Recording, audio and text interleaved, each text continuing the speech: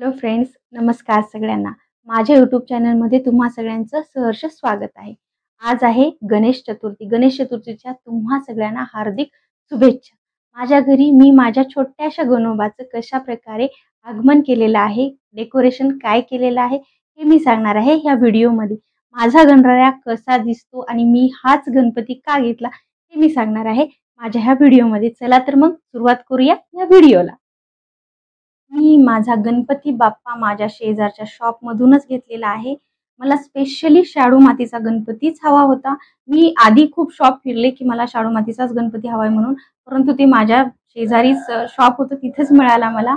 आणि मी गणरायांचं स्वागत आमंत्रण देते. गणरायांना मी हळदी कुंकू वाहिलेलं आहे. त्यांच्या चेहऱ्यावरती छान असा रुमाल बांधतीये, कारण मला त्यांना घरी घेऊन जायचंय माझ्या, म्हणून रुमाल बांधतीये.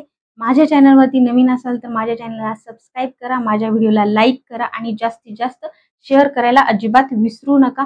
आता त्या ताई मला बोलल्या की गणपती बाप्पा मोरया, आणि हातामध्ये त्यांनी छान असा गणपती दिलेला आहे. तो गणपती बाप्पा घेऊन मी माझ्या घरी जात आहे. मी घरी गणपती बाप्पाचे स्वागत करण्यासाठी इतकं सुंदर डेकोरेशन केलेलं आहे. स्वस्त आणि मस्त असं डेकोरेशन केलेलं आहे. चंद्र केलाय, चांदण्या केल्यात, ढग केले आणि थोडीशी लाइटिंग टाकली आणि काही आवडते पदार्थ केलेले आहेत गणरायांचे.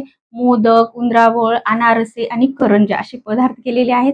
माझा गणराया तुम्हाला कसा वाटला नक्कीच कमेंट बॉक्समध्ये सांगा आणि माझा व्हिडिओ पाहिल्याबद्दल थँक्यू सो मच. धन्यवाद.